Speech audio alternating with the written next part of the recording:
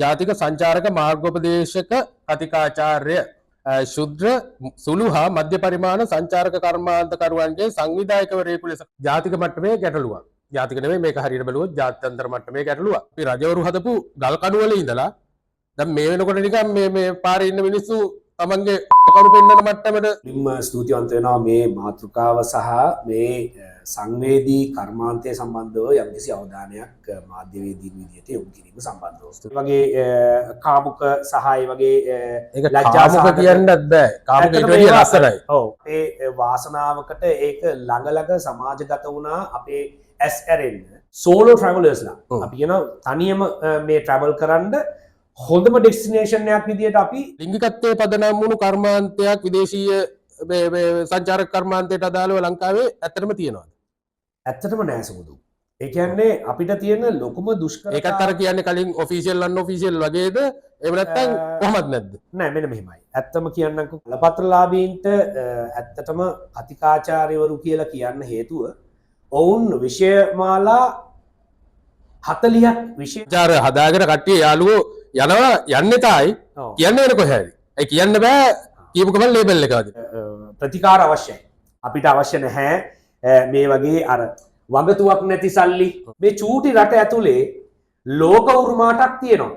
ඒතර කාන්තාවක් තනියම ගමන යෙදීම කියන එක අපිට දැන් පිටින් ඉගෙන ගන්න වෙලා තියෙනවා. මොකද්ද මේ නීතිඥවරයෙක් ගෙන්නලා මේක සම්බන්ධව නීතිමය තත්ත්වය විමසනවා වගේම මනෝවෛද්‍යවරයෙකුත් යඳවලා මේ සම්බන්ධව විමසීමක් කරනවා කියලා. ඒක තාමත් වැදගත්. ලේඩි කියන විදිහට මේක ලෝකෙ පුරා වෛරල් වෙලා තියෙනවා. අපි දන්නේ නැති උනාට ඒ දාලා තියෙන එක. දැන් ගිහිල්ලා කවුරු හරි කම්ප්ලේන්ට් කරාම තඹ සතේකට ගණන් ගන්න. හැබැයි කවුරු හරි සෝෂල් මීඩියා ගහලා මේක කෙලෙලා ගියාට පස්සේ කෝ ගාලා දුනා දවස් දෙකකින් ප්‍රශ්න විසඳනවා. අවශ්‍ය නැහැ මේ වගේ හිරිකිත ලයිස්තුවක අපේ නම ලයිස්තුගත කරගන්න. නම් අපිට සමහර මේ බරපතල තත්ත්ව තිබුණා මෙතන කතා කරන්නත් බැරි. නමුත් දැන් පොලිසිය ඉතාමත් හොඳ තත්ත්වයෙන් ලක්ෂ 8කට අධික ඍජු දායකත්වයක් තියෙන ඉන්ඩස්ට්‍රි එකක් මේ. මම කියන්නේ ඒකත් ජාතික ආරක්ෂාවේ යම් කොටසක්. මොකද ඔය ඩොලර් ටික නැති වුණොත් එහෙම වෙච්ච දේවල් අපි පහුගිය කාලේ අත්ින්දා. ඇත්තටම හිරිකිත බිලි ලැජ්ජා සහගත තත්ත්වයක් නෙමේ. සමස්ත සංචාරක කර්මාන්තකරුවන් වෙනුවෙන් ඔබටත් මම ජය ප්‍රාර්ථනා කරනවා. කතාව පටන් ගත්තේ කොහෙන්ද ඉවර කරන්න ඕන කොහෙන්ද කියලාත් කිව්වා හරි. يعني මේක මහා ගැඹුරු කාරණා ගොඩක් විෂයක්. මේක එහෙම සරලව කතා කරලා ඉවර කරන්න බෑ කියප එක හරි මට තේරුණා. ඔව්. සීනෑවේ මහා පුත් මැදුර දශක 8කට වැඩි කාලයක් මහජන විශ්වාසය ඉහළින්ම දිනාගත් ආර්යදාස පොත්හල නම්බර 32 මහා වීදිය වේයන්ගොඩ. ආයුබෝවන්. තවත් 1-to-1 වැඩසටහනකින් අපි හම්බ වෙනවා. අපි කලින් 1-to-1 වැඩසටහනක් කරා ප්‍රදේශයේ පාසලක් පිළිබඳ ප්‍රශ්නයක්. ඒ ප්‍රශ්නය පිළිබඳ අලුත් මුහුණුවරකින් අපි කතා කරා. ඒකට හොඳ ප්‍රතිචාර ලැබුණා. බොහොම ස්තුතියි ප්‍රතිචාර ලබා දීපු ඔබ සියලු දෙනාටම. ඉතින් අද දවසේදී මම කලින් පොඩි දැනුවත් කිරීමක් කරලා තිබ්බා. අපි කතා කරන්න සූදානම් වෙනවා ජාතික මට්ටමේ ගැටලුවක්. ජාතික නෙවෙයි මේක හරියට බලුවොත් ජාත්‍යන්තර මට්ටමේ ගැටලුවක්. ඉතින් ඒකට අදාළ සිද්ධි දාමයම පහුගිය කාලේ වුණා. විශේෂයෙන්ම මම මගේ ප්ලැට්ෆෝම් සරහත් මම ඒක ප්‍රචාරය කරා සහ මම ඒ ලැබිච්ච සෑම අවස්ථාවකම රටේ ප්‍රධාන ජනමාධ්‍ය වලට පවා මම ඒ අදාළ සිදුවීම් යොමු කරා. ඉතින් පොලිසිය පැත්තෙන් සාධාරණ දේවල් ඉෂ්ට වෙලා තියෙනවා. ඒකට මැදිහත් වුණු ඒ විදේශීය මාතෘකාව කිව්වේ නැහැ. නමුත් විදේශීය කාන්තාවන් පවා ඒ පිළිබඳ ප්‍රතිචාර දක්වලා තිබ්බා බොහොම ශ්‍රී ලංකාවට හිත කරන පරිදි. ඉතින් මේ මාතෘකාව ගැන අද අපි කතා කරන්න මෙම ස්ථානයට මගේ ආරාධනාව පරිදි ඇවිල්ලා තියෙනවා. ජාතික සංචාරක මාර්ගෝපදේශක කතිකාචාර්ය ශුද්‍ර සුළු හා මධ්‍ය පරිමාණ සංචාරක කර්මාන්තකරුවන්ගේ සංවිධායකවරයෙකු ලෙස කටයුතු කරන ජානක බණ්ඩාරගොඩ මහත්මයා. ඉතින් ආයුබෝවන්. කියලා පිළිගන්නවා අපේ ස්මාර්ට් ස්ටුඩියෝ එකට සහ 1-to-1 වැඩසටහනට. කතා කරන්න ගොඩක් දේවල් ඇති මටත් තියෙනවා. නමුත් අපි මේ කාලයට ගැලපෙන පරිදි ගොනු කළ කතා කරමු. අපිට තව ඉදිරියට ඕන තරම් දේවල් කතා කරන්න තියෙනවා. මේ මාතෘකාව හරහා ඔබතුමා කිව්වා මේක සරලව කතා කරලා විසඳ ගන්න පුළුවන් ප්‍රශ්නයක් නෙවෙයි කියලා. ඉතින් අපි දිගින් දිගට ඉදිරියට කතා කරමු. එතකොට මට කියන්න අවශ්‍යතාවය තියෙනවා. ඇත්තටම අපි කතා කරන්නේ සංචාරක කර්මාන්තය සහ ඒහා බැඳුණු මේ මෑත කාලීනව ඒකට ලැබුණු ජාත්‍යන්තරව ලැබුණු ලොකු ප්‍රතිචාර ප්‍රමාණයක් තියෙනවා. තා මේ ලංකාව මොනතරම් දුරට සංචාරක කර්මාන්තයට සුදුසුයිද කියලා විදේශ රටවලින් සහ එම විවිධ ආයතන වලින් ලැබුණු හොඳ ප්‍රතිචාර තියෙනවා. ඒකත් එක්කම අපේ රට ඇතුළේදී සංචාරකයන් මුහුණ දෙන ප්‍රශ්න අපි දැක්කා. ඒවා නොවිය යුතු දේවල් විදිහට අපි සලකනවා. හැබැයි එහෙම ප්‍රශ්න වුණානේ. අන්න ඒ සම්බන්ධයෙන් කතා කරන්න. ජානක මහත්මයා. මම දන්න සංචාරක කර්මාන්තය මම හිතන්නේ සමහරවිට කුරුදු හොයාගෙන ලංකාවට ආවා කියන එකත් සංචාරකීය කර්මාන්තයේ කොටසක් වෙන්නේ නැති ඒ කාලේ. හරිද? එතනින් එහාට විවිධ සිදුවීම් වුණාට නමුත් ඒකත් සංචාරයක් වෙන්නේ නැති. එතනින් එහාට තව සංචාර ඇවිල්ලා තියෙනවා. පිරිස්. නමුත් මේ වෙනකොට විදේශ විනිමය පදනම් කරගත්ත රටේ ආර්ථිකයට ඍජු දායකත්වයක් ලැබෙන රට ලෝකයේ හොඳ තැනකට අරන් යන්න පුළුවන් මාවතකට සංචාරක කර්මාන්තය කළමනාකරණය වෙලා තියෙනවා, සංකීර්ණ වෙලා තියෙනවා. ඒ සංකීර්ණකම ඇතුලේ අපේ මිනිස්සුන්ගේ තියෙන දැනුම අඩුකම, ඒ කියන්නේ බොහෝ දුරට අධ්‍යාපනයේ තියෙන මදකම සහ සමාජීය දැනුම මදකම හින්දා යම් ප්‍රශ්න සිද්ධ වෙලා තියෙනවා. මම දැනුවත් පරිදි ඒ කියන්නේ සංචාරක කර්මාන්තයේ එදා ඉඳලා අපි රජවරු හදපු ගල් කණු වල ඉඳලා දැන් මේ වෙනකොට නිකන් මේ පාරේ ඉන්න මිනිස්සු තමන්ගේ වල් කණු පෙන්නන මට්ටමට සුද්ධියොන්ට ඇවිල්ලා තියෙනවා. හරිද? ඉතින් මෙන්න මේ මාතෘකාව මේ ප්‍රබල ලෙස කතා වුණා පහුගිය කාලේ. අපි ආරම්භයක් ගමුද එතනින්? ඒ කියන්නේ මේක ජනමාධ්‍ය වල කතා වුණා, හැමතැනම කතා වුණා. ඒකේ තියෙන කුණු රහත් එක්ක මම කැමතියි නිකන් ඒ වගේ තැනකින් අපි පටන් ගන්න. මේක ලොකු මාතෘකාවක්. අර ඒ කියන්නේ ගෞරවනීය චරිත විදිහට මේ ඒ කියන්නේ මම චුට්ටක් කියලා ඉන්න ඒ කොටස කියන්නම ඕන. ඒ කියන්නේ ඔබතුමන්ලා මේ ගේන විදේශ විනිමය වලින් තමයි රටේ ව්‍යාපාරිකයෙක් V8 වාහනයක ඉඳලා හරිද ඇපල් ගෙඩිය දක්වා ගන්න ගෙදෙට්ට. හරිද? පාසල් යන දරුවෝ පෑණි පැන්සලේ ඉඳලා පොතපත දක්වා චීනෙන් ගෙන්නන්නේ. හරිද? ඊට පස්සේ අපේ ආච්චි අම්මලා සීයලා අපේ අම්මලා තාත්තලා බෙහෙත් පෙට්ටි ඉඳලා බොන්නේ. ඔබතුමන්ලා මේ කරන කර්මාන්තය හරහා රටට එන විදේශ විනිමය. එතකොට මේක රටේ මිනිස්සුන්ට අවභාවිතා කිරීමේ හැකියාවක් තියෙනවද ඔබතුමන්ලගේ මේ ශ්‍රමයේ දැනුම මහන්සිය මේ ගනුදෙනු කරන මේ පාරිභෝගික ඔබතුමන්ලගේ පාරිභෝගිකයෝ විදේශිකයෝ කියන්නේ? එහෙම කරන්න පුළුවන්ද? ඇත්තටම මුලින්ම ස්තුතිවන්ත වෙනවා මේ මාතෘකාව සහ මේ සංවේදී කර්මාන්තය සම්බන්ධව යම්කිසි අවධානයක් මාධ්‍යවේදීන් විදිහට යොමු කිරීම සම්බන්ධව. ස්තුතියි. එතකොට සුබුදු අපි මෙහෙම ප්‍රවේශයක් ගත්තොත් එහෙම දැන් මේ කර්මාන්තය මහා අනාදිමත් ඉතිහාසයක් තුළට දිවෙනවා. ඊට අමතරව අපි මේ ශ්‍රී ලංකාව කියලා ගත්තාම මේ මුළු මහා පොළොවම අපි ලෙයින් තෙත් කරලා රැකගත්ත අභිමානයක් අපිට ඉතිරි වෙලා තියෙනවා. ඒක බලන්න තමයි මේ විදේශිකයෝ ගොඩක් වෙලාවට එන්නේ. ඒ අතරතුරේ අපිට හොඳ අපේ ස්වභාව සෞන්දර්යයක් තියෙනවා. කිලෝමීටර් 1500කට වඩා විශාල වූ අපේ මුහුදු තීරයක් තියෙනවා. ඒ වගේ අපිට ගොඩාක් අපි මේවා ගත්තොත් ප්‍රොස්පෙක්ට්ස් විදිහට නැත්නම් අපිට දෙන්න පුළුවන් නැත්නම් අපි what can we offer මොනවද අපිට මේ විදේශිකයන් සඳහා දෙන්න පුළුවන්, අපිට මොනවද ඒ අයට විඳින්න දෙන්න පුළුවන් අත්දැකීම් කියන එක ගත්තාම අපි මාර ඉහළ තත්ත්වයක සිටිය යුතු රටක්. නමුත් අපි අවාසනාවකට අද අපි ඒ සම්පූර්ණ අස්වැන්න වෙලා ගන්න අපහසුත් වෙලා තියෙනවා. එතකොට ඒකට හේතු කීපයක් බලපානවා. නමුත් මේ වෙලාවේ මාතෘකා කරගත්ත මේ සිදුවීම් ගණනාවක් සිදු වුණා මෑතකදී. ඒක ළඟ සිදු වුණා. ඒකයි අතන විශේෂත්වය. ඔව් ඒ කියන්නේ ඒක මම හිතන්නේ අපේ වාසනාවකට ඒක ළඟ සමාජගත වුණා අපේ ඇස් ඇරෙන්න. මොකද ඕක එකක් වෙලා අපේ මිනිස්සුන්ට හරි ඉක්මනට අමතක වෙනවනේ සුමුදු දෙයක් විනාඩි 5යි දවස් 5යි උපරිම. ඒක නිසා මේක ළඟ කීප විටක්ම සිද්ධ වෙනකොට අපිට මේ සම්බන්ධව අවධානය යොමු කිරීමේ අවශ්‍යතාවය තියෙනවා. ඒ වගේම මේ කර්මාන්තය රැක ගැනීමේ අවශ්‍යතාවය තියෙනවා. සුමුදු මේ කර්මාන්තය ඍජුව ලක්ෂ 8කට අධික ප්‍රමාණයක් රස්සාවල් කරන කර්මාන්තයක්. ඒ වගේම තමයි වක්‍රා ලක්ෂ 8ක් ඍජුව මේකට සම්බන්ධයි. ඔව් ලක්ෂ 8කට අධික ඍජු දායකත්වයක් තියෙන ඉන්ඩස්ට්‍රි එකක් මේක මේ මම කියන්නේ මේ දත්ත මත නෙමෙයි ඔබතුමාලා හොයලා බැලුවොත් මම මේ ඔබතුමාලාට හරියම දේ ඒක නිකන් කැටගරි ටික පොඩ්ඩක් සඳහන් කරොත් මොන මොන කැටගරි වල ඒ ලක්ෂ 8ක් කියලා ඉවරලා කියන එක ඇතුලේ ඉන්නවා බලපත්‍රයක් අරගෙන සංචාරකයෙක්ට රියදුරෙක් විදියට සහයෝගය දක්වන අයවලුන්ගේ සිට බලපත්‍රයක් සහිතව මම මේ කියන්නේ. ඒකයි මම ඍජු දායකත්වයක් කියලා මෙතෙන් සඳහන් කරේ. බලපත්‍රයක් සහිතව. ඒ කියන්නේ ටුවරිස්ට් ඩ්‍රයිවර් කියලා අපි කියන්නේ නැත්නම් සංචාරක රියදුරන් ලොකු කාර්යභාරයක් කරනවා මේ ඉන්ඩස්ට්‍රි එක.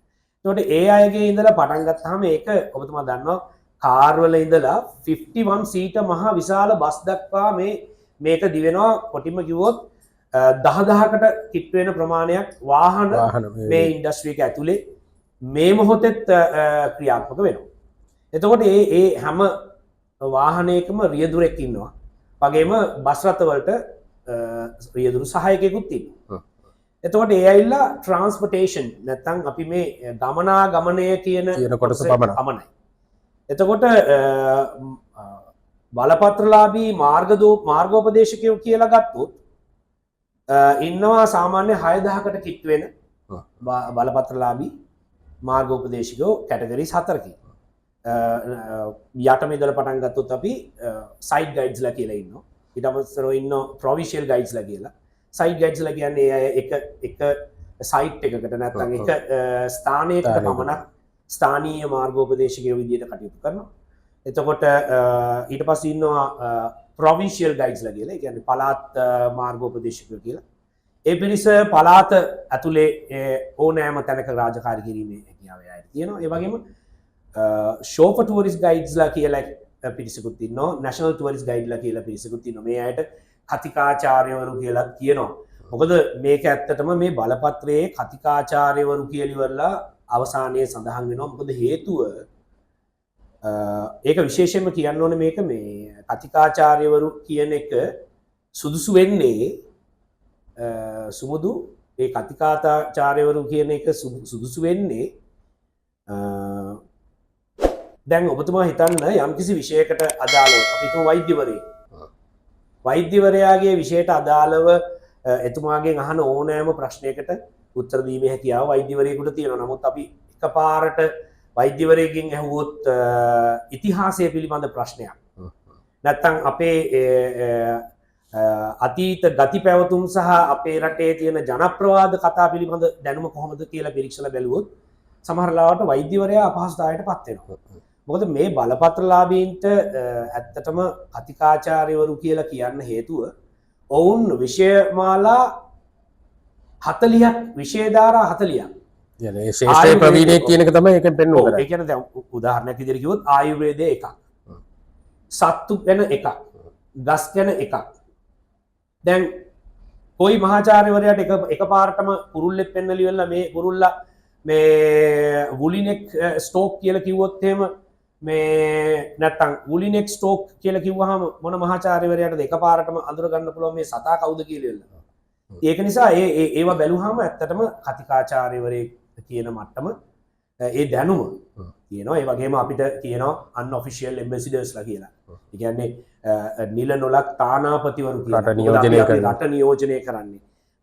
මේක ජාත්‍යන්තරයට අපේ රට නියෝජනය කරනකොට ඔවුන් ඉතාමත් ඉහළ මට්ටමේ ගුණාත්මක මට්ටමේ සේවාවක් ලබා දීමට අපි බැඳිලා ඉන්නවා. එතකොට ඒ පිරිස ඉන්නවා 6000ක් විතර කිට් වෙන පිරිසක්. ඊට අමතරව ඉන්නවා අපේ රටේ හෝටල් කීයක් ඇති කියලාද හිතන්නේ ඒ සුමුදු? මට අදහසක් නැහැ. ඔව්. හෝටල් 450කට වැඩිය තියෙනවා මහා විශාල හෝටල් විදේශිකයෝ රැඳිලා ඉන්නේ. ඔය හෝටල් වල කීයක් විතර වැඩ කරනවා? උදාහරණයක් විදිහට එක හෝටලේ තියෙනවා 1500ක් විතර වැඩ කරනවා. එතකොට ඔබතුමා ගණන් හදාගන්න මේකේ ඍජු දායකත්වය. මොකද ඔය 150ක් විතර වැඩ කරන හෝටලේ අනිවාර්යෙන්ම නඩත්තු වෙන්නේ විදේශිකයන්ගේ. මොකද 150ක් වැඩ කරන හෝටලයකට අපේ ලංකාවේ මිනිස්සු ගිහිල්ලි වෙලා එතන කරන්න දෙයක් නැහැ. එච්චර පිරිසක් අවශ්‍ය වෙන්නේ නැහැ. ඉතින් ඒක නිසා මේක එතකොට මං අහන්න ඕන මේ අපි බීච් බොයිස්ලා කියන කැටගරි එකක් තියෙන්නේ. ඒක ඔකට ඍජු ආදායම් වලට අයිති වෙනවද? ඇත්තටම නැහැ. මම ඍජු කියන එකෙන් මෙතන අදහස් කරේ සුමුදු ඔෆිෂියල් මේ අය බලපත්‍රලාභී සහ මේ අය හඳුනාගෙන තියෙනවා. සුමුදු ඇත්තටම ඒ කොටස ඇත්තටම අපේ රටේම සහෝදරවරු ඒ අය ඉතාමත් විශාල රාජකාරියක් මේ භූමිකාව තුළ කෙරෙනවා. නමුත් ඒ අය නෙමේ මම මෙතන ඍජු දායකත්වය කියලා කිව්වේ. ඒ කියන්නේ ඇත්තටම හෝටලයක වැඩ කරන පිරිස ගත්තොත් හෝටල් වල ඉන්න පිරිස් හෝටල් වල ඉන්න පිරිස් ඇත්තටම මේ කාණ්ඩවලට බෙදිලා ඒ අයට විශේෂ වූ වෙන වෙනත් වූ කොටස් තියෙනවා රාජකාරී කිරීම. තමන්ට ආවේනික කොටසක් තියෙනවා කරන්න. අන්න හරි. ඔව්. ඒ කියන්නේ තමන්ගේ රාජකාරී වපසරයට යටත් කොටසක් තියෙනවා. ඒ අරන්නේ ඉතුරු ඩිපාර්ට්මන්ට් වලට නැත්තම් ඉතුරු වැඩසටහන් වලට සහභාගී වීමේ හැකියාවක් ඔවුන්ට නැහැ. නමුත් ඔවුන්ගේ රැකියාව මේ සංචාර කර්මාන්තයේ මතම පවතින නිසා මොකද මහා විශාල හෝටල් මම මේ කියන හෝටල් වල ඇත්තටම මේ ඉලෙක්ට්‍රිසිටි බිල් එකක් වුණත් මේ ලක්ෂ ගානක ඉලෙක්ට්‍රිසිටි බිල් එකක් ගෙවන මහා විශාල හෝටල් මේවා මේන්ටේන් කරන්නත් මහා විශාල මුදල් අය වෙන හෝටල්. එතකොට ඒ අය මේ කියන රාජකාරී වපසරියෙන් බැඳිලා ඉන්නවා මේ සේවා සැපීමට. එතකොට මම මේ ඍජු දායකත්වය කියලා සඳහන් කරේ ඔය කියන පිරිස. එතකොට හෝටල් විතරකුත් නෙමෙයි රෙස්ටොරන්ට්ස් තියෙනවා. එතකොට සමහර වෙනත් දැන් උදාහරණයක් විදිහට හිතන්නකෝ සංචාරකයන් ලංකාවට ගෙන්නන ඒජන්තවරුන්ගේ ආයතනවල දැන් අපි උදාහරණයක් විදිහට ගත්තොත් 8 කන්ස්පෙන්ස් කියන ආයතනය ඒ ආයතනයේ වැඩ කරන අය මම හිතන්නේ ඉන්නවා මේ 500 600ක් විතර. හරි. එතකොට ඒ අය ඔක්කොම මේ කර්මාන්තයේ මත ඍජුව යැපෙන පුද්ගලයෙක්. ඒ නිසා ඍජු දායකත්වය ලක්ෂ 8කට අධිකයි කියලා. ලක්ෂ 8 ඉක්මවා තියෙනවා. මොකද ඒක ඇවිල්ලා මේ රජය පිළිගත් සංඛ්‍යාලේඛන වලට අනුව තමයි මට මෙතන බොරු කියන්න නෙමෙයි තියෙන්නේ. මම මේ සංඛ්‍යාලේඛන වලට අනුව තමයි මම මේ කතා කරන්නේ. ඒතකොට රජය පිළිගත් ලක්ෂ 8කට අධික ඍජු දායකත්වයක් තියෙන කර්මාන්තයක් මේක. තව අලුතෙන් එන අයත් ඉන්නවා ගොඩක්. නමුත් අර ඒ කියන වපසරියෙන් පිට දැන් ඔය බීච් බෝයිස්ලා කියලා කියපු ඒ කියන්නේ ඇත්තටම බීච් බෝයිස්ලා නෙමෙයි අපේ සහෝදරවරු ඔවුනුත් ලොකු රාජකාරියක් කරනවා. මොකද සමහර වෙලාවට අපිට මාර්ග උපදේශක කතිකාචාර්යවරු විදියට අපිට කරන්න බැරි වැඩ කොටස් තියෙනවා. දැන් සර්ෆින් ගිහිල්ලා කරනවා.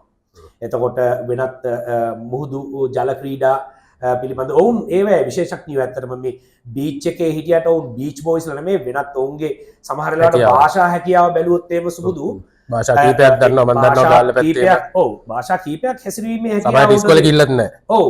ඉතින් ඒක නිසා ඔවුන්මුත් අපිට මෙතනදී කිසිසේත්ම සුළු කොට දක්වන්න බෑ. ඔවුනුත් මේ කර්මාන්තයට ලොකු දායකත්වයක් සපයන ඇත්තම කිව්වොත් විදේශිකයෝ ඔවුන්ට ඉතාමත් ආදරේ ඔවුන් එක්ක ඉතාමත් සමීපව කටයුතු කරනවා.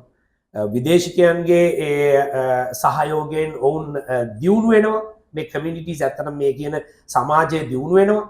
ඔවුන් ඉන්නවා පටන් අරගත්තේ මේ වැල්ලේ ඉඳලා සහයෝගය දෙන්න ආපු විදේශිකයන්ට. නමුත් ඔවුන් දැන් රෙස්ටොරන්ට් එකක් තියෙන නැත්නම් පොඩි කාමර දෙක තුනක විලා එකක් තියෙන ඒ වගේ පිරිස ඉන්නවා. ඒ සාර්ථකත්වය ඇත්තටම මේ කර්මාන්තය අපි ඉන්න තැනත් අපිට තියෙන සම්පතුත් එක්ක ගත්තාම මේක මහා නිදානයක් වගේ කර්මාන්තයක් සුබුදු. මේකෙන් මේ කර්මාන්තයෙන් මේ රට තනියම දුවවන්න පුළුවන්. ඒ වගේ ලොකු පොටෙන්ෂල් එකක් නැත්තම් ඒ වගේ ලොකු හැකියාවක් අපේ රටට තියෙනවා. ඒක නිසා මගේ විශ්වාසය අපි මේ කර්මාන්තයේ රැක ගැනීම උදෙසා වූ සියලුම ක්‍රියාමාර්ග ගත යුතුයි කියන එක මත ඉඳලා තමයි දැන් ඔබතුමාගේ මේ මාතෘකාව ඉතාමත් සංවේදී. මොකද මේ යුගය ඒකට යුගය නෙමෙයි සුබුදු. මොකද මේ වගේ දේවල් අතීතේ වෙලා ඇති ඕන. ඒක තමයි මට කියන්න ඕන නැති. බැර ඒ විදේශ කාන්තාව අර පළවෙනිම සිද්ධියට පුහුණ දීලා සමාජගත වුණු පළවෙනි සිද්ධිය නෙමෙයි. හැබැයි එයා මං හිතන්නේ ගොඩක් වෙලාවට YouTube කෙනෙක් බ්ලොගර් කෙනෙක් හරි එක්ක TikTok මොනවා හරි කරන කෙනෙක්. ඒ හින්දා එයා මේ ඔල්රෙඩි කම් එක තිබ්බ හින්දා ඒක සමාජගත වුණා. ඒක ඇත්තටම සුමුදු විශේෂයෙන් අපි අවබෝධ කරගන්න ඕන දෙයක් තමයි දැන් තනියම කාන්තාවක් ට්‍රැවල් කරන.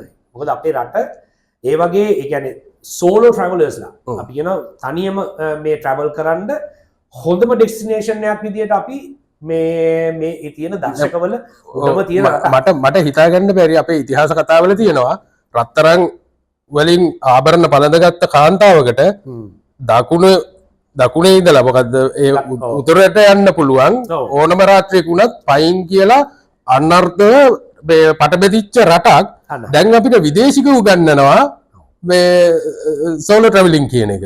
ඕනේ එතකොට කාන්තාවක් තනියම ගමන යෙදීම කියන එක අපිට දැන් පිටින් ඉගෙන ගන්න වෙලා තියෙනවා. මොකද්ද මේ නෑ ඇත්තටම සිදුවීම? ඇත්තටම එතනදී සුමුදු එතනදී වෙන්නේ දැන් අපි අපේ රට ගැන විදේශිකයන් සහ ඒ ආපු සංචාරකයන් දක්වපු ආකල්පය තමයි ඒ. නමුත් මෙතන තියෙන වැදගත්ම දේ ඇවිල්ලා දැන් ලෝකේ ඉතාමත් වේගෙන් දියුණු වෙනවනේ සුමුදු. අපි ඒ ගැනත් අවබෝධය යොමු කරන්න එපා. දැන් ඔබ දන්නවා දැන් මේ අවුරුදු 15ක විතර කාලෙක ඉඳලා මේ විවිධ වූ ඉලෙක්ට්‍රොනික මෙවලම් හරහා ඉතාමත් පහසුවෙන් මේ ගොඩාක් රාජකාරී මේ දුරකථනයම කරගන්න පුළුවන්. ඒ වගේම තමන්ගේ ආරක්ෂාවට තනියම ට්‍රැවල් කරන කාන්තාවක් ෆෝන් එකේ වීඩියෝ එක රෙකෝඩ් ඔන් කරගෙන යනවා කියන එක ඒක සාමාන්‍ය දෙයක්. අනිත් එක තවත් විශේෂ වූ කැමරා ඒවට ට්‍රැවල් කරන්න වෙනම ඕන තරම් මෙවලම් දැන් තියෙනවා.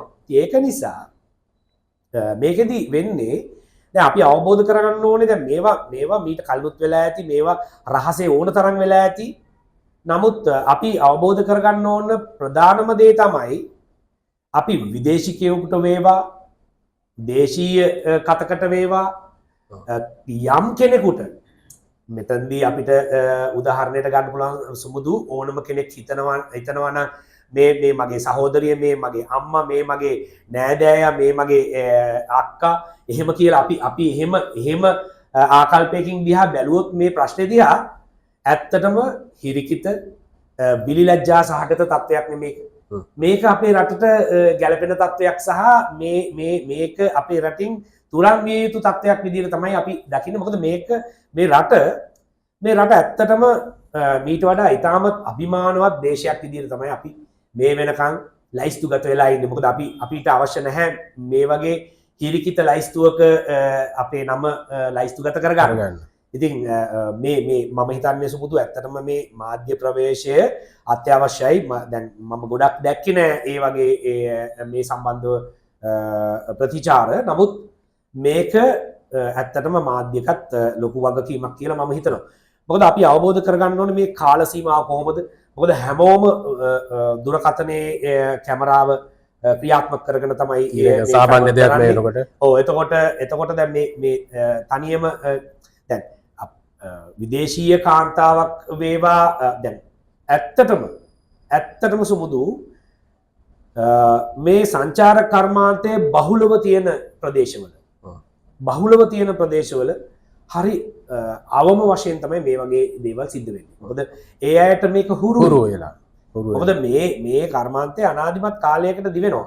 මොකද අපි 1980 ගණන් වල ඉඳලා අපි මේ ඕගනයිස් ටූරිසම් කියන එක කරන්න පටන් අරගෙන තියෙනවා. එතකොටම දැන් අවුරුදු 40කුත් පැනලා. ඇත්තටම මම යම් අවස්ථාවක හදිසියේ ඇල්ල හරහා මට යන්න සිද්ධ වුණා මේ රෑක. ඔව්. එතකොට ඇත්තටම ඇල්ල හරහා ඒ රෑ මං යනකොට ඒක මම ලංකාව වගේ දැක්කේ නෑ. එතන ලොකු වෙනසක් තිබ්බා. ඒක මම රටින් එළියට ගියාගේ ෆීල් එකක් මට එතනදී ඇතුණා. ඒතකොට ඒ ප්‍රදේශයේ මිනිස්සු ඒකට හැඩ ගැහිලා තියෙනවා මං හිතන්නේ මේ වෙනකොට. ඇත්තටම. ඒ කියන්නේ මේ වගේ තත්වයක් අපිට නිකන් උපකල්පනය කරන්නත් බෑ ඒ වගේ තැනක වෙනවා කියලා. මොකද එහෙම වුණොත් ඒ දේශිකේ අපේ රටේ මේ ස්වදේශීයන්ගෙන් එල්ල වෙන මේ ප්‍රතිරෝධය ඔවුන්ට මේ දරාගන්න බැරි වෙනවා. මොකද ඔවුන්ගේ වෙළඳාම නැත්නම් ඔවුන්ගේ කර්මාන්තය ඔවුන්ගේ ඒ ජීවන වෘත්තිය මේ සම්පූර්ණයෙන් මේ අවදානමකට ලක් කිරීමක් මෙතන සිද්ධ වෙනවා. මේ සිදුවීමෙත් ඒ ප්‍රතිචාරය ලැබුණා ඒ විදිහට මේ පුද්ගලයාට. නමුත් ඒක ඒක උනේ ගොඩක් පස්සේ මේක ප්‍රචාරය වුණාට පස්සේ. සහ මම ඔබතුමාට ස්තුතිවන්ත වෙනවා. මොකද මම මේක සමාජ මාධ්‍යයට දාලා බොහොම කෙටි කාලයක් ඇතුළත එකක් ගාලා මට ප්‍රතිචාර දැක්වුවා. මට මේක ඔරිජිනල් එවන්න මම මේක නීතිමය ක්‍රියාමාර්ග ගන්නවා කියලා. අනිවාර්යයෙන්. ඒ විදිහට මේ සෑහෙන පිරිසක් අර කාන්තාව ඊයේ ප්‍රකාශය නිකුත් කරනකොටත් ඒක කිව්වා. එක පුද්ගලයෙක් මතින් රටක් මනින්න බෑ කියන එක. හැබැයි එතනදී අපි සියලු දෙනා එකතු වුණා. රටේ ආරක්ෂාව වෙනුවෙන්. මම කියන්නේ ඒකත් ජාතික ආරක්ෂාවේ යම් කොටසක්. මොකද ඔය ඩොලර් ටික නැති වුණොත් එහෙම වෙච්ච දේවල් අපි පහුගිය කාලේ අත්විඳා. ඒකට ඒක ජාතික ආරක්ෂාවේ කොටසක් වෙන්න ඕන. ඇත්ත. සුබුදු අපේ රටේ තියෙනවා අමුතුම එකමුතුකමක් මිනිස්සුන්ට යම්කිසි කරදරයක් වුණාම ඒකට හොඳම උදාහරණ අපිට බලන්න පුළුවන් සුනාමිය වෙලාවේ. කොච්චරක්නම් ජන සන්නිපාතයක් ගැලුවද ඒ විනාශ වෙච්ච මිනිස්සුන්ට උදව් කරන්න කියන එක මිනිස්සු දැක්කා. මෑතකම උදාහරණයක් ගමුකෝ ඔයා කියපු ඇල්ලෙම්ම බස් එක පල්ලෙහාට ගිය වෙලාවේ මතකයිනේ. ඒ රෑ තිස්සේ දැන් ඔබ උදෑසන දැක්කා හැමෝම දැක්කා. උදෑසන මේ ප්‍රදේශයේ කොච්චර දුෂ්කර ප්‍රදේශයක්ද කියන්නේ. හැබැයි අවට ගම් සියල්ලකම පිරිස එතන හිටියේ. රැලි වෙනකොට. ඒ කියන්නේ මේ රාත්‍රී කාලයක් හොයාගන්න බෑ පේන්නේ නෑ. එතකොට අති දුෂ්කර තත්ත්වයක්. අනිත් එකේ ප්‍රදේශය ඉතාමත් සීතලෙන් අධිකයි. ඒ වගේම මීදුම වගේ තියෙනවා.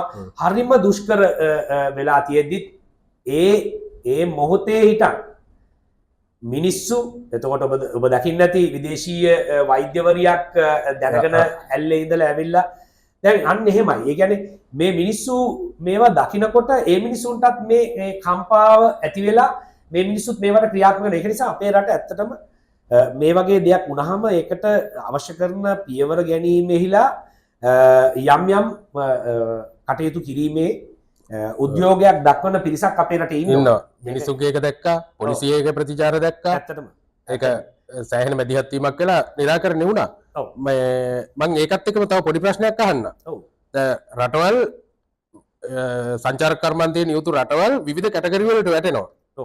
හරිද? නම් වශයෙන් කියනකොට ඒ නම කියනකොට අපි දන්නවා මේ කර්මාන්ත සහ මොන හරි ඒකේ බලන්න තියෙන දේවල්. දැන් අපේ ලංකාව ගත්තම පොඩි වර්ග සැතවුම් ප්‍රමාණයක් ඇතුලේ මම කියන්නේ ඕනම විදේශිකයෙකුට අදාළ සියලු දේ පරිසර තත්ත්වයන් ඒවා වෙනස් වීම ඓතිහාසික පසුබිම් ඊට අමතරව අපි ගත්තොත් කොළඹ සහ ෆෝර්ට් සිටි එක වගේ හැදීගෙන යනවා ඒ මට්ටමේ දේවල් කැසිනෝ සහ ඒ දේවල් මම කියන්නේ ඒක නරක දෙයක් නෙවෙයි එයාලට එහෙම අවශ්‍යතාව තියෙන කට්ටියට එතන ගොනු වෙන්න පුළුවන්. එතකොට මේ පොඩි කෑල්ලක් ඇතුලේ මහ විශාල විවිධත්වයක් එක්ක ටුවරිසම් තියෙනවා. මගේ ප්‍රශ්නේ ලිංගිකත්වයේ පදනම් වුණු කර්මාන්තයක් විදේශීය සංචාරක කර්මාන්තයට අදාළව ලංකාවේ ඇත්තටම තියෙනවද? ඇත්තටම නෑ සමුදු. ඒ කියන්නේ අපිට තියෙන ලොකුම දුෂ්කරතාව ඒකත් අර කියන්නේ කලින් ඔෆිෂියල් අන්ඔෆිෂියල් වගේද එහෙම නැත්නම් කොහොමද නැද්ද? නෑ මෙන්න මෙහෙමයි. ඇත්තම කියන්නම්කෝ මේක මගේ ප්‍රශ්නේ අහුවේ මේ සියල්ල මං කියන්නේ ලිංගිකත්වයේ මූලික කරගෙන තමයි මේ වෙච්ච සිටින් සියල්ල උනේ. නෑ හරි. ඒක හරි කැතයි. නමුත් මං කියන්නේ ඇත්තට මෙහෙම දෙයක් ඒ කියන්නේ එහෙම අවශ්‍යතාව සහිතව කට්ටිය එනවද සහ ඇත්තටම ලංකාවේ එහෙම කර්මාන්තයක් තියෙනවද? හොඳ ප්‍රශ්නයක් සුමුදු. ඔය ප්‍රශ්නෙට මම මෙන්න මෙහෙම උත්තර දෙන්නම්. අපි ආසියාව කියන කොටස ගත්තොත් මේ සංචාරක කර්මාන්තයේදී ඔබ දන්නවා අපිට ඉතාමත් විශාල අභියෝග තියෙනවා. ඒ කියන්නේ ඉන්දියාව ඉන්නවා. එතකොට ඉන්දුනීසියා බාලි ඉන්දුනීසියා තියෙනවා. එතකොට තායිලන්ඩ් වගේ රටවල් තියෙනවා. يعني මෝල්ඩීව්ස් ඒ වගේ ඉතාමත් විශාල මහා පරිමාණයෙන් සංචාරක කර්මාන්තය කරන රටවල් තියෙනවා. ඒවත් එක්ක ගත්තහම අපේ රටේ නැති ප්‍රධානම අංග දෙකට ඔබ ඔය කියපු කොටස අයිති වෙනවා. ඒ කියන්නේ අපේ රටේ දැන් ඔබ දන්නවා තායිලන්තය ගත්තොත් එහෙම මේ කියන ඒ කියන්නේ සෙක්ෂුවල් ඒ කියන්නේ නැත්තම් ලිංගිකත්වයේ අරමුණු කරගෙනම ඒ අයගේ සංචාරක කර්මාන්තය තියෙනවා. right? එතකොට ඊට අමතරව මත්ද්‍රව්‍ය කියන යම් මට්ටමක සප්ලයි එකකුත් මේකට තියෙනවා. දැන් ඒ අය මහා පරිමාණ සංචාර කර්මාන්තය කරන්න ප්‍රධානම හේතුව තමයි ඔන්න ඔය දෙක. දැන් ඒකෙදි මෙන්න මෙහෙමත් තියෙනවා. දැන් උදාහරණයක් විදිහට ගත්තොත් දැන් ඔබතුමා හිතන්න මේ කියන මිනිස් ක්‍රියාකාරකම් නැත්තම් මිනිස් ලිංගික ක්‍රියාකාරකම් ඒ කියන්නේ උද්දීපනය කරමින් සහ ඒවා මාකට් කරලා නැත්තම් අපි හිතමු ඒවා වෙළඳ භාණ්ඩ ලෙස සංචාරකීන්ට ලබා දෙන එක වගේම සමහර වෙලාවට දැන් ඒ කියන්නේ විදේශිකයන්ගේ පැත්තෙන් අපි මේක බැලුවාම සූදු මේක විදේශිකයෝ ඒ අරමුණින් එන විදේශිකයෝ එහෙ තමයි යන්නේ. අපිට ඒ අරමුණින් එන අය මෙහෙ එන්නේ නැහැ. හරිද? එතකොට ඒ වගේම අර මද්‍රව්‍ය සම්බන්ධව ඒ අවශ්‍යතා තියෙන විදේශිකයොත් එහෙ තමයි යන්නේ මෙහෙ එන්නේ නැහැ. මොකද ඒ අය හොඳින් දන්නවා අපේ රටේ හොඳ ශක්තිමත් නීති පද්ධතියක් තියෙනවා. ඒ වගේම මේක හරියට මොනිටර් වෙනවා. ඒ කියන්නේ දැන් ඕනම රටක සුමුදු නීතිය අභිබවා යම් ක්‍රියාකාරකම් ඕනම රටක සිද්ධ වෙනවානේ. ඒක අපිට මේක 100%යි කියලා ඉවරලා නීත්‍යානුකූලව 100%යි. ඒ ගැන මම ඕනම තැනක මට දිවුරලා කියන්න පුළුවන් මේක නීත්‍යානුකූලව වෙන්නේ 100ක් වෙහිලා තියෙන්නේ. ඔව් 100%ක්ම ඒ කියන කොටස් දෙක මද්‍රව්‍ය සහ සංචාර කර්මාන්තය හරහා කියන ලිංගික වෙළඳාම කියන එක ලංකාවේ වෙන්නේ නැහැ සුබුදු. ඒක වෙන්නේ නැත්තේ ඒක අපේ නීතියට පටහැනි නිසා. ඒ නීතිමය ආරක්ෂාව සමහර විට අනිකුත් විදේශිකයන් ආකර්ෂණය කරගන්න තියෙන වාසිදායක පැත්තක් වෙලා තියෙනවා අපිට. මොකද ඒ වගේ තත්වයක් නැති තැනට එන්න බලාගෙන ඉන්න ස්වභාවිත මේ සංචාරකයොත් ඉන්නවා ලෝකේ. මොකද මේක ෆැමිලි සිටියට එන අය ඔව් තමන්ගේ ළමයි එක්ක තමන්ගේ දුව එක්ක එකම දරුවා අරගෙන රටකට යනවා. ඒ වගේ බැලුවාම හරි සේෆ්. ඒ කියන්නේ මද්‍රව්‍ය පැත්තක් නැහැ මේ ලිංගික පැත්තක් නැහැ. ඉතින් හරිම තමන්ගේ රටේ තමන්ගේ යාළුවන්ට කියලා එන්න පුළුවන් අභිමානයෙන් ට්‍රැවල් කරන්න ශ්‍රී ලංකාවට කියලා. අනිවාර්යෙන්. ඒ අපේ ඉන්නවා මේ සංචාර හදාගෙන කට්ටිය යාළුවෝ යනවා යන්නේ තායි කියන්නේ එන කොහේද? ඒ කියන්න බෑ කියපු ගමන් ලේබල් එක වදිනවා. එහෙම ලේබල් නැති රටක් මේක. හරියටම හරි. ඒ කියන්නේ සුමුදු ඒකේ වාසියත් අපේ රටටමනේ තියෙන්නේ. මේකේ වාසිය කියන්නේ ඒක වාසිදායකයි කියන්නේ. ඔය ඒක වාසිදායකයි. මම කියන්නේ ඒක වාසිදායකයි. මොකද සුමුදු මම බෞද්ධයෙක්. ඒක මම කියන්න ඕනේ. මොකද දැන් බෞද්ධයෝ විදියට දැන් අපේ රට ඇවිල්ලා බුදුන් ජීවමානව වැඩ ඉන්න රට. හරි. යමෙකුට මේක ගෝචර නොවෙන්න පුළුවන්. නමුත් ධර්මයේ සඳහන් වෙන විදියට නැත්නම් අපේ බුද්ධ දර්ශනයේ සඳහන් වෙන විදියට ධාතුන් වහන්සේලා 5000ක් කල් වැඩ ඉන්නේ යම් තැනකද එතන බුදුන් වහන්සේ වැඩ ඉන්නවා කියන එක තමයි අපි බෞද්ධ විවහාරයේ දක්වන්නේ. එතකොට බුදුන් වැඩ ඉන්න රටක අපිට මේ වගේ ස්වභාවිත සංචාර කර්මාන්තයක් තමයි සුමුදු අවශ්‍ය වෙන්නේ. අපිට අවශ්‍ය නැහැ මේ වගේ අර වගතුවක් නැති සල්ලි. ඔයාලට තේරෙනවනේ මම කියන එක. ඒ කියන්නේ මේ වගේ කර්මාන්ත වලින් දැන් බුදුන් වහන්සේ මොකද කිව්වේ? වසවිස වෙළඳාම ප්‍රතික්ෂේප කරලා තියෙනවා. එතකොට මිනිස් වෙළඳාම වහල් වෙළඳාම මිනිස් වෙළඳාම වෙන ප්‍රතික්ෂේප. මේක බෞද්ධ රටක්. හරි. එතකොට මේ බෞද්ධ සංකල්පය ඇතුලේ අපිට කොච්චරක් නම් දේවල් තියෙනවද සුබුදු මිනිසුන්ට මේ ලෝකෙට ෂෙයා කරලා දෙන්න. නැත්තම් මිනිසුන්ට මේ දෙන්න පුළුවන් දේවල් කොච්චර තියෙනවද? අනිත් එක අපේ රටේ ඇවිල්ලා මේ චූටි රට ඇතුලේ ලෝක උරුමාටක් තියෙනවා. හරි. ඉතින් ඒක නිසා දැන් මේ වගේ වපසරියක් ඇතුලේ අපිට මහා ප්‍රෞඩ ඉතිහාසයක් ඒ වගේම 2500ක් විතර ලිඛිත ඉතිහාසයක් කාටද සුමුදු තියෙන්නේ? ඉතින් අපි ඒක වනසන්න කෙලසන්න ඕනේ නෑ නේද මේ වගේ මේ හිරිකිත ලැජ්ජා සහගත කර්මාන්ත නැවත හඳුන්වා දෙමින් හෝ අපි මේවා මේකට ඇතුළත් කරමින්. ඒක නිසා මම හිතන්නේ කර්මාන්තයේ රැක ගැනීමේ උදෙසා යම් කණ්ඩායමක් හෝ රටක් විදියට අපි ප්‍රවේශ වෙනවා නම් මම දකින්නේ වැදගත්ම දේ තමයි අපි යම් ප්‍රතිපත්ති මාලාවක් ඇතුළත මේ කාර්යය මේ ආදායම් ඉපීම වගතුවක් වෙන විදියට කරන එක තමයි මම දකින්නේ හොඳම දේ කියලා. මොකද නැත්තම් සුබුදු අපිටත් පුළුවන් මහ වේගෙන් තායිලන්තේ වගේ දියුණු වෙන්න. හරිද?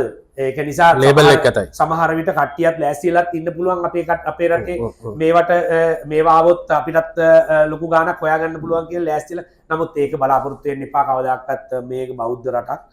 ඒ වගේ දෙයක් බලාපොරොත්තු වෙන්න එපා. මේවා සමහර විට අපේ නීති රාමුවෙන් පිටත් වෙලා ගිහිල්ලා මේ වගේ දේවල් අනාගතේ එන්න පුළුවන්. දැන් උදාහරණයක් විදිහට සුමුදු අපිට කියන්න බෑ පෝට් සිටි එක ඇතුලේ චීනයට අයිති කොටස ඇතුලේ චීනයට ඒක එපා කියලා ඉවරලා අපිට නඩු දාන්න සමහරට බැරි වෙන්න පුළුවන්. මොකද ඒක චීනයට අයිති විදිහට චීනයේ තීන්දුව ගන්න වපසරියක් ඇතුලේ තියෙනවා කියලා තමයි මගේ දැනුමට අනුව තියෙන්නේ.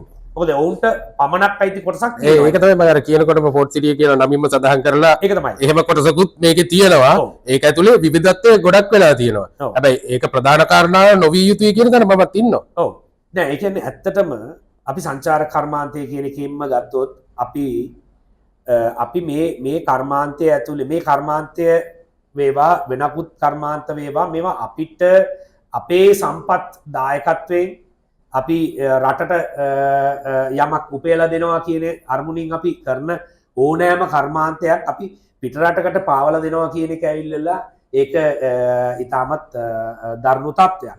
මොකද දැන් අපි හිතමු දැන් චීන සමූහාණ්ඩුව විසින් සමහර විට ඒ වගේ තීන්දුව ගනීද කියන එක අපි කියන්න බෑ. අපි දන්නේ නැහැ. නමුත් අපිට හැකියාව තියෙනවා නම් අපි ඒ වගේ යම්කිසි ලීගල් ෆ්‍රේම්වර්ක් එකක් ඇතුලේ මේක කරන්න හරි යම්කිසි නීතිමය රාමුවක් ඇතුළත අපි මේ වගේ දේවල් කරන්න බෑ. මේක බෞද්ධ රටක් කියන යම්කිසි ප්‍රතිපත්ති මාලාවක ඉඳලා කරන්න පුළුවන් නම් මම හිතනවා ඒක ඉතාමත් සාර්ථකයි. නමුත් මම දකිනවා මේ විදේශිකයන්ගේ ප්‍රවේශය මේ කර්මාන්තය ඇතුළත මහා බරපතල විදියට තියෙනවා. ඒ කියන්නේ ඒ කොටසත් ඉතාමත් සංවේදී කොටසක්. මම හිතනවා ඒක අපි පසුව කතා කරමු කියලා. යන්තම් මම මේක සඳහන් කරන්න. ඒ කියන්නේ උදාහරණයක් විදිහට ඔබතුමා හිතන්න ශංග්‍රීලා හෝටලේ. ශංග්‍රීලා හෝටලේ. කොළඹ තියෙන ශංග්‍රීලා හෝටලය අපේ කොළඹ තව හෝටල් මහා විශාල ප්‍රමාණයක් තියෙනවා. ඔයා දන්නවනේ. පරණ හෝටලුත් තියෙනවා, අලුත් හෝටලුත් තියෙනවා. නමුත් දැන් ශංග්‍රීලා හෝටලේ අයිති විදේශ සමාගමකට. දැන් ඔය මගේ මේක පෞද්ගලික මතයක් සෝදු. මම විශ්වාස කරන්නේ දැන් අපේ රටේ ඉන්න ව්‍යවසායකයින්ට අවස්ථාවක් දුන්නා නම් ඔතන හෝටලයක් නිර්මාණය කරන්න ඔය ශංග්‍රීලා හෝටලේ විසින් උපයාගෙන යන මුදල නැත්නම් අපි අමාරුවෙන් ලංකාවට ගේන ඩොලර් ටික එලියට ඒ අය අරගෙන ආපහු වෙන රටකට අරයි යන එක වළක්වලා මේ රටේ ඒ සංවර්ධනයේ යොදවන්න තිබුණ නැද්ද? අපි කාටද මේවා කියන්නේ? කොහොමද මේවා වෙන්නේ? ඉතින් ඒක නිසා යම් යම් ගැටලු සහගත තැන් නැතුවාම නෙමේ සුදු මේක ඉතාමත් සංවේදී. අපි පසු ඒ ගැන කතා කරමු. අපි දිගින් දිගට ඉදිරියේදී කතා කරමු. ඉදිරි වැඩසටහන් වලදී. මට හරි අපේ කාලයත් ගත වෙන හින්දා මම පටන් ගත්ත මාතෘකාවක් තියෙනවා. ඔබතුමා දැන් අද දවසේ මේ හදිසියේ තකහණිය මේක යොදා ගන්න උනේ ඒට සංචාරයක් ආරම්භ කරනවා. ඒට උදේ පාන්දර යන්න ඕන ගුවන්තොටුපළට. ඇත්තටම. කොහේ පිරිසක් දෙන්නේ? එන්නේ අයර්ලන්තයේ පිරිසක්. කී දෙනෙක් විතර එනවා? 12ක් එනවා. ගොඩක් වයසක අය එන්නේ. දවස් කීයක සංචාරයක්ද? ඒක දවස් 12ක්. දවස් 12ක්. ඉතින් එහෙම තියෙනවා. ඒ කියන්නේ මේ කාලේ කොහොමත් ඉතින් අපි පොඩ්ඩක් වැඩිපුර කාර්යබහුල වෙන කාලයක්. මොකද සංචාර කර්මාන්තය කියන්නේ මුළු අවුරුද්ද පුරාවටම එක වගේ තියෙන කර්මාන්තයක් නෙමෙයි. අපිට වැඩිපුර ආදායම් උපයලා දෙන අපි සාමාන්‍යයෙන් විවහාරය කියන්නේ ටුවරිස්ට් සීසන් එක කියලා. ඒ සීසන් එකට තමයි ගොඩක් වෙලාවට මේ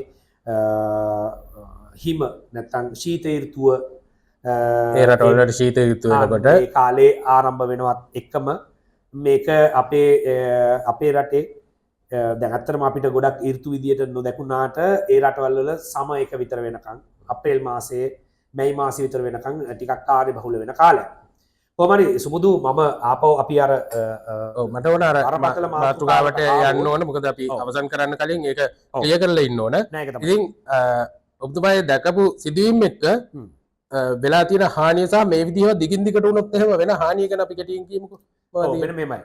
මම දුටු තත්ත්වය තමයි මම ඉදිරියේදී වෛද්‍යවරයෙක් සහ නීතිඥවරයෙක් සමග මේක ගැන සාකච්ඡා කරන්න බලාපොරොත්තු වෙනවා. මේක සයිකොලොජිකල් පැත්තයි ලීගල් පැත්තයි. ඔබතුමා මට දෙන්නකෝ මේ සංචාර කර්මාන්තයේ යෙදෙන ප්‍රධානියෙක් විදියට මට මේකට වෙච්ච හානිය සහ වෙලා තියෙන හානිය ඒ ලේඩි කියන විදියට මේක ලෝකෙ පුරා වෛරල් වෙලා තියෙනවා. අපි දන්නේ නැතුව ඒ දාලා තියෙන එක. එතකොට මොකද්ද වෙන්නේ? ඒ කියන්නේ ඇත්තටම අපි අවබෝධ කරගන්න ඕන ප්‍රධානම දේ තමයි මේ විදේශිකයන් ඒ අයගේ දුරකථන වලින් සහ කැමරා වලින් මේවා පටිගත කරගන්නවා කියන එක ඇවිල්ලා ඔවුන්ගේ අයිතියක්. ඒ වගේම ඔවුන්ගේ ආරක්ෂාවටයි ඒවා කරන්නේ. එතකොට ඔවුන්ට ලොකු ඔඩියන්ස් එකක් ඉන්නවා මේ නැත්තම් ඔවුන්ට ලොකු පිරිසක් ඉන්නවා. ඔවුන්ගේ හිතවත් අය පිටරටවල් වල ගිය අය, හිත කලින් ගිය හෝටල් වල අය, පිටරටවල් වල සංචාරයේදී මුණ ගැහුණු අය, ඒ අය ඔක්කොම මේ ඉන්න ඒගොල්ලන්ගේ තියෙන ඒ ප්ලැට්ෆෝම්ස් නැත්නම් ඒ සමාජ මාධ්‍ය තුල ඒ අය එකට සැරිසරන්නේ. ඉතින් එතකොට යමක් ඒ වගේ එකක් දැම්මහම ඒ වගේ කාමුක සහ ඒ වගේ ලැජ්ජාසහගත කියන්නත් බෑ. කාමුක ඊට වැඩිය ලස්සනයි. ඔව් ඒවා හරි හිරිකිත විලි ලැජ්ජා සහගත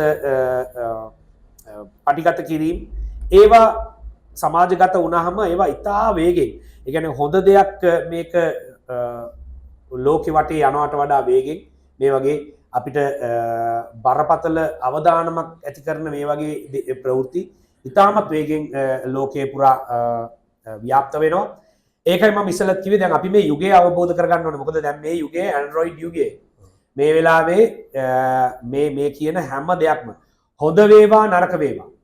එතකොට අපි පුළුවන් තරම් අපිට අපේ රට දියුණු කරන්න අවශ්‍ය නම් අපේ ජනතාවට ඒ අය කළ යුත්තේ හොඳ දේ මේ වගේ මීට වඩා මේ කියන්නේ දැන් මෙතනදි වෙන්නේ ඉතාමත් අසාධාරණයක් ඒ අයට.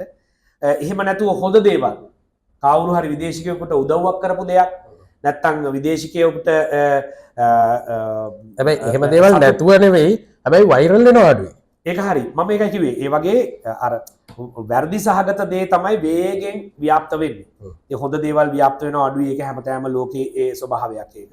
ඉතින් මේකේ ඇත්තටම තියෙන අර ඔබතුමා කිව්වනේ නීතිඥවරයෙක් ගෙන්නලා මේක සම්බන්ධව නීතිමය තත්ත්වය විමසනවා වගේම මනෝවෛද්‍යවරයෙකුත් යඳවලා මේ සම්බන්ධව විමසීමක් කරනවා කියලා. ඒක තාමත් වැදගත්. මොකද මේකේ දැන් වැරදිච්ච තැන හදන්න තැනකුත් අපි හොයාගන්න බෑ කොහෙන් හරි. ඒක හරි. සුබුදු මේකේ ඇත්තටම තියෙන්නේ මේ දැන් ඕනම ප්‍රශ්නයකට ගැටලුවකට අවතීර්ණ වෙලා ඒකට නිත්‍ය විසඳුමක් ලබා දීමට අවශ්‍ය නම් යම් කෙනෙකුට ඒකේ ඒ පසුපස නැතුව ඒ ප්‍රශ්නයට උත්තරය ලබා දීම පසුපසින් නැගෙන්නා වූ යම්කිසි සමාජ තත්ත්ව කොහොමද අවබෝධ කරගෙන ඒවට මුහුණ දෙන්න කියන එක ගැන අපි බලන්න ඕනේ. දැන් මේකෙදි පළවෙනියටම අපි කරන්න තියෙන දේ තමයි සුබුදු මේ වගේ තත්ත්වයක් දුටු වහාම මේවා නීතිමය අංශවලට බාර දීලා මේවා මැඩ පවත්වන්න පුළුවන් අවශ්‍ය කරන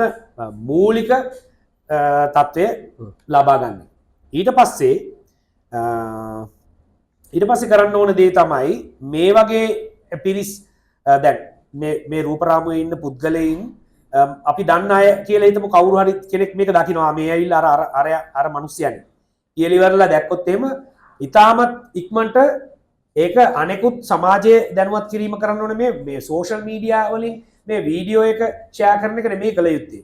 මොකද මේ වගේ වීඩියෝ එකක් ෂෙයා කරන්න අපිට වෙන අලාභහානිය අර මම මුලින්ම කිව්වා වගේ ලක්ෂ 30කට කිට්ටු ඍජු හා වක්‍ර සංචාර කර්මාන්තකරුවන්ගේ දරුවන්ට කන්න දෙන්න තියෙන බත්පතට එරෙහිව මේ ක්‍රියාත්මක වන තෙක් බලා සිටීම හෝ ඒ සඳහා අවශ්‍ය කරන උත්තේජනය මේක ෂෙයා කරලා ලබා දීම ඉතාමත් භයානක තත්ත්වයක්. ඒක නෙමෙයි කළ යුත්තේ. ඒක දැක්ක ගමන් නිකන් සරල පොඩි දෙයක් කියන්න. ඔව්. මට යම් වෙලාවක තේරෙනවා නිකන් මේ පොලිසිය වුණත් සමාජ මාධ්‍යයේ වෛරල් වුණා දැන් අපි මේ වැඩේ කරන්න ඕන වගේ පොඩ්ඩක් නිකන් එහෙම බැහැයකට ඇවිල්ලා තියෙනවා. මේ සිදුවීම විතර නෙවෙයි. තවත් සිදුවීම් තියෙනවා. ඒ කියන්නේ නිකන් ගිහිල්ලා කවුරු හරි කම්ප්ලේන්ට් කරාම තඹ සතේකට ගණන් ගන්න. හැබැයි කවුරු හරි සෝෂල් මීඩියා ගහලා මේක කෙලවෙලා ගියාට පස්සේ කෝ ගාලා දුවලා දවස් දෙකකින් ප්‍රශ්න විසඳනවා. එහෙම ප්‍රවණතාවයක් දැකලා නැද්ද? නෑ මෙහෙමයි. පොලිසිය සම්බන්ධව කියන්න ඕන දේ තමයි ඔවුන් ඉතාමත් බැරෑරුම්ව මේ රටේ තියෙන මේ මහා විශාල නීති විරෝධී මද්‍රව්‍ය සහ ඒ වගේ මහා විශාල වැටලීම් සංඛ්‍යාවක් කරගෙන යන අවස්ථාවක් මේ. ඔවුන්ට අපි සහයෝගය දක්වන්න ඕනේ. ඒ වගේම ඔබ දන්නවත් දන්නේ සංචාරක පොලිසිය තමයි මේ හරහා ක්‍රියාත්මක විය යුතු පොලිස් දෙපාර්තමේන්තුව. එතකොට සංචාරක පොලිස් දෙපාර්තමේන්තුවේ ඔබතුමා දැන් ගිහිල්ලා බැලුවොත් එimhe ඉතාමත් සුළු පිරිසක් තමයි රාජකාරී සඳහා ඉන්නේ. මොකද ඒ අයට විදේශ භාෂා දැනගැනීමේ අවශ්‍යතාවය තියෙනවා. ඒ වගේ වෙනස් සුදුසුකම් මත තමයි ඒ රාජකාරී පැවරෙන්නේ. එතකොට අපි ඇත්තටම හරි ප්‍රාථමික මට්ටමේ ඉන්න තැන් තියෙනවා. ඒක නිසා මම ඇත්තටම පොලිස් දෙපාර්තමේන්තුවට මෙතනදී ඇඟිල්ල දික් කරන්න මට බෑ.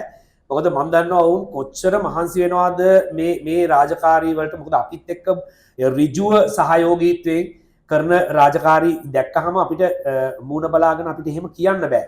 ඒක ඊටමත් අවශ්‍යසහගත ප්‍රකාශයක් වෙනවා. එහෙම විදේශ කාන්තාවත් ඊයේ පැහැදිලි කරනකොට කිව්වා පොලිසිය යොසුලුව මේ සම්බන්ධයෙන් දින දෙකක් වගේ ඇතුළත අනිවාර්යයෙන්ම ඒක යාට හිතා ගන්න බෑ කියලා. අනිවාර්යයෙන්ම. මොකද මම දකින්නේ ඇත්තටම මම පොලිස් දෙපාර්තමේන්තුවට ඊටමත් කෘතඥ වෙනවා. මේ රාජකාරිය විතරක් නෙමෙයි සෑම රාජකාරියක්ම ඔවුන් ඉතාමත් යහුසුලුව සහ ඉතාමත් උනන්දුවෙන් නීතිය අකුරට ක්‍රියාත්මක කරමින් ක්‍රියාත්මක කරන යුගයක් මේ උදා වෙලා තියෙන්නේ. ඉස්සර වගේ නෙමෙයි සුමුදු. ඇත්තටම ඉස්සර නම් අපිට සමහර මේ බරපතල තත්ත්ව තිබුණා මෙතන කතා කරන්නත් බැරි. නමුත් දැන් පොලිසිය ඉතාමත් හොඳ තත්ත්වයෙන් මේවා මැඩපවත්වීමට ක්‍රියාත්මක වෙනවා කියන එක දැන අපිට එහෙම මුකුත් කියන්න බෑ. නමුත් අපේ ජනතාවගේ ඒ කියන්නේ මේ රටවැසියා නැත්තම් අපි ශ්‍රී ලාංකිකයෝ විදියට ගත්තාම අපි ශ්‍රී ලාංකිකයෝ දැන් මේකෙදි මම විශේෂයෙන් සඳහන් කරන්න ඕනේ මේක මේ සිංහල දෙමළ මුස්ලිම් බර්ගර් කියලා වෙන් වෙන්න බෑ අපිට මෙතනදී. අපි ඉස්සල්ලාම හිතන්න ඕනේ අපි ශ්‍රී ලාංකිකයන් කියන හැඟීමෙන් නැත්තම් සුමුදු අපිට කවදාකවත් මේ රටක් දියුණු කරන්න හිතන්නවත් බෑ. ඉතින් ඒක නිසා අපි මේ ශ්‍රී ලාංකිකයන් විදියට අපි කොහේ හරි සෝෂල් මීඩියා වල මේ වගේ තත්ත්වයක් දැක්කොත් අපි ක්‍රියාත්මක වෙන්න ඕනේ මේක හැමෝටම ෂෙයා කරමින් නෙමෙයි දන්න කියන නීතිමය දෙපාර්තමේන්තුවකට හෝ ඒකට අදාළ වන මේ පිරිසකට මේක දැනුවත් කිරීම තමයි අපි ඉස්සෙල්ලාම කළ යුත්තේ. මොකද මේක වැඩිපුර සංසරණය වෙන්න මේ සෝෂල් මීඩියා ඇල්ගොරිතම්ස් වලින් ප්‍රශ්නේ මේක උලුප්පලා උඩට ගෙනල්ලා ඉතාමත් භයානක තත්ත්වයක් උදා කරන්න පුළුවන් එක රාත්‍රියකදී. ඒ තරම් මේක ලෝකෙ වටේ දැලක් වගේ වියවිලා තියෙන දැන්. ඒක නිසා මේකෙදී අපි කරන්න ඕන පළවෙනිම දේ තමයි අදාළ අංශ දැනුවත් කිරීම. ඊට අමතරව අපි දන්න කෙනෙක් නම් මේ රූපරාමුවල ඉන්නේ ඉක්මනින් අපි අපේ ගම නැත්නම් අපේ නගරය ඒ අය මේ පුද්ගලයා සම්බන්ධව දැනුවත් කිරීම ඒ වගේම නීතිමය අංශවලට සහයෝගය ලබා දීම වෛද්‍යවරුන්ට පැවරන රාජකාරිය තමයි ඔවුන් පිළිබඳ මානුෂීයව සලකලා මොකද මේවා මානසික තත්ත්ව මේවා මානසික ආබාධ ඇත්තටම මානසික රෝග. ඉතින් දැන් අපි අසනීපයක් වෙච්ච මිනිස්සෙකුට ඇවිල්ලා අපිට ලොකුවට දෝෂාරෝපණය කරන්න බෑ. මොකද ඒ පුද්ගලයාටත් ඒක පාලනය කරගන්න බෑ. මේවට ප්‍රතිකාර අවශ්‍යයි. මේ තත්ත්ව නම් අනිවාර්ය ප්‍රතිකාර අවශ්‍ය කරන තත්ත්ව. මේ තත්ත්වයට මේ පත් වෙන්න දැන් රහසේ මිනිස්සු කරන දේවල් ඕන තරම් ඇති. නමුත් ප්‍රතිකාර අවශ්‍ය වෙන මෙහෙම ප්‍රසිද්ධියේ කැමරා රූපරාමුවට මේ හෙළුව පෙන්වීම ඉතාමත් භයානක තත්ත්වයක්. එතකොට ඒ තත්ත්වයේ ඉන්න මානසික තත්ත්වය තියෙන රෝගීන් අවබෝධ කරගත්ත ගමන් අපි ඒ අයට ප්‍රතිකාර ලබා දීම සඳහා අර පිටුපසින් ක්‍රියාත්මක නැත්නම් පශ්චාත් සමයේ ඇතිවන සංකූලතා නැත්නම් ඇතිවන සමාජ විරෝධතා නැත්නම් මේ ඇතිවන තත්ත්වය පාලනය කරගන්න ඒ අදාළ අංශ ඉදිරියට එන්න ඕනේ. මම මෙතනදී තවත් මතක් කරන්න කැමති දෙයක් තමයි දැන් ඔබතුමාට මම ඉස්සෙල්ලා සඳහන් කරා මේ මද්ද්‍රව්‍ය ජාවාරම ව්‍යර්ථ කිරීම සඳහා රටින් මුළුන් උපුටා දැමීමට පොලිස් දෙපාර්තමේන්තුව ඉතාමත් වෙහෙසකර ව්‍යායාමයක නියැල්ලා ඉන්නවා. ඒක ඉතාමත් සාර්ථකව කෙරීගෙන යනවා. ඔවුන්ට අපි හැමෝම රට වැසියෝ විදියට ස්තුතිවන්ත වෙන්න ඕනේ වගේම මම යෝජනා කරනවා සමාජ සංවිධාන සහ වෛද්‍යවරුන්ට මේ පිටිපස්සෙන් මේ පශ්චාත් සමය තුල කොහොමද මේ මද්ද්‍රව්‍ය දිනපතා ගත්ත පුද්ගලයා දැන් මේ වගේ ලිංගික අසහනකාරී තත්ත්වවල මේ මද්ද්‍රව්‍ය ලෝලීන් ඉන්න පුළුවන්. ඉතාමත් තියෙන සම්භාවිතාව ඉතාමත් වැඩි. ඒ කියන්නේ මොකද මනස විකෘති වෙන මද්ද්‍රව්‍ය තමයි අපිට මේ මෑතකදී හමු වෙන්න ගත්තේ. මනස විකෘති වෙනවා. මිනිස්සුන්ට මනුස්සකම් නැති වෙනවා.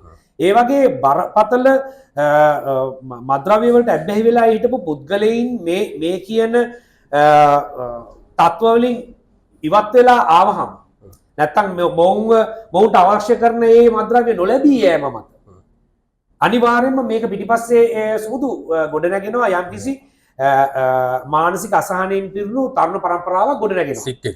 ඔව් ඒ පිරිස ඉතාමත් ඥානාන්විතව සහ අවබෝධයෙන් ඔවුන් හඳුනාගෙන ඔවුන්ට අවශ්‍ය කරන මේ පුනරුත්ථාපන කටයුතු සහ ඔවුන් යම් ආකාරයක නගා සිටුවීමේ නැත්නම් ඔවුන්ගේ මනසට සුවපත් කිරීමට යම්කිසි වෛද්‍යමය සහයෝගය ඒ සියලු දේ අවශ්‍යයි.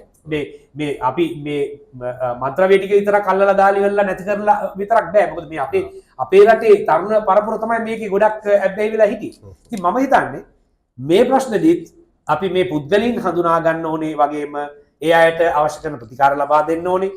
ඒ වගේම හැකිතාක් මේ ඔබ දැන් මම මේක ඇත්තටම ඔබටයි කියන්නේ ඔබ මේ ඔබේ ජංගම දුරකථනය අතට අරගෙන උඩේ ඉඳලා පල්ලෙහාට යනකොට මේ වගේ එකක් දැක්කහම කවදාකවත් හතර වටේට ෂෙයා කරන එක නෙමෙයි කළ යුත්තේ නීතිමය අංශ දැනුවත් කිරීම සහ වෛද්‍ය අංශ දැනුවත් කිරීම ඒ අය හඳුනා ගැනීම හැකියාවක් තියෙනවා නම් ඒ අදාළ විස්තර ඒ අදාළ අංශ වලට ලබා දීම තමයි රටවැසියා විදියට අපි කළ යුත්තේ. මොකද මේ කර්මාන්තයක් බරපතල අවදානමකට පත් වෙන තත්ත්වයක් මේකේ තියෙන නිසා.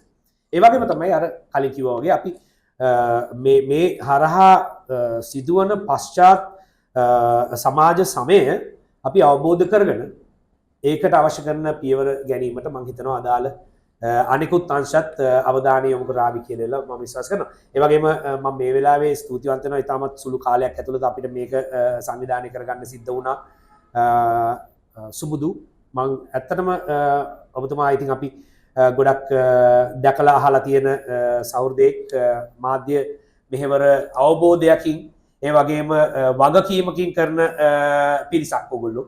ඉතින් ඒක නිසා මම විශ්වාස කරනවා මේ ගත්ත ව්‍යායාමය ඉතාමත් කාලෝචිතයි වගේම මේක ඒ කියන්නේ ඔබතුමා නතර වුණේ නැහැ මේ තත්ත්වය සමාජගත කරලා නතර වුණේ නැහැ මම ලබා දුන්නු ඒ කෙටි පණිවුඩයට ඉතාමත් ඉක්මනින් මේක සංවිධානය කරලා මේ වැඩසටහන අපි කිරීමට අවස්ථාව සලසන දුන්න එක ගැන ඉතාමත් ස්තුතිවන්ත වෙනවා මොකද ඔබතුමා මේ කරපු සේවය සහ මේ මැදිහත් වීම ඇත්තටම මාධ්‍ය මෙහෙවර මේක තමයි මාධ්‍ය කරුවන් විදියට අපි බලාපොරොත්තු වෙන්නේ මාධ්‍යකින්.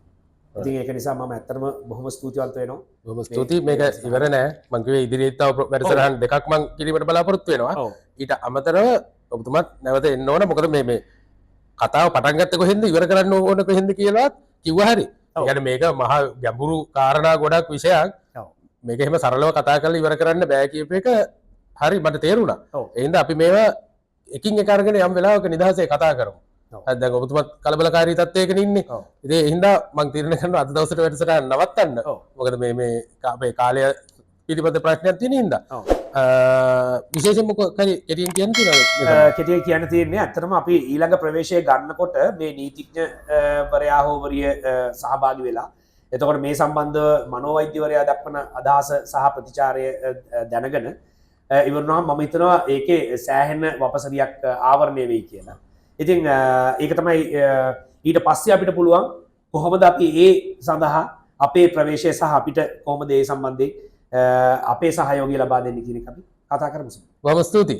ඉතින් බොහොම ස්තුතියි ඔබ තමන්ලාටත් මෙතන රැඳිලා සිටියට අපි දීර්ඝ කතා කරන්න ඕන කාරණයක් තමයි මේ බොහොම කෙටි කාලයක් ඇතුළත කතා කරන්න උනේ කාර්යබහුල තත්ත්වයක් එක්ක. මං හිතනවා මේකෙන් යමක් ගන්න ඇති සහ ඉදිරියේදීත් අපිත් එක්ක රැඳිලා ඉන්න ඒ කාරණා අපි දිගින් දිගට කතා කරනවා. මේ විෂයට අදාළ පමණක් නෙවෙයි 1-to-1 කියන්නේ හැම ශේෂ්ත්‍රයකටම අදාළ කාරණා අපි මේ ස්ථානයේදී කතා කරනවා ස්මාර්ට් ස්ටුඩියෝ තුලින්. ඉතින් අද දවසේ වැඩසටහන සම්බන්ධ වීම සම්බන්ධයෙන් මම ඔබතුමාට බොහොමත්ම ස්තුතිවන්ත වෙනවා සහ ඔබතුමා ඉතින් ආරම්භ කරන සංචාරය අතිශය සාර්ථක වෙන්න කියලා ප්‍රාර්ථනා කරනවා. බොහොම ස්තුතියි සුමුදු. අවසාන වශයෙන් ඇත්තටම මේ සුමුදු අන්තිමටම කියන්න තියෙන්නේ සමස්ත සංචාරක කර්මාන්ත කරුවන් වෙනුවෙන් ඔබටත් මම ජය ප්‍රාර්ථනා කරනවා.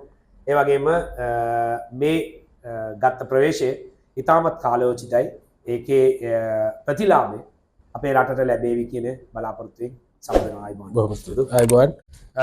ස්තුතියි ඔබට රැඳී සිටියට අපි ආපහු දවසක හමු වෙමු.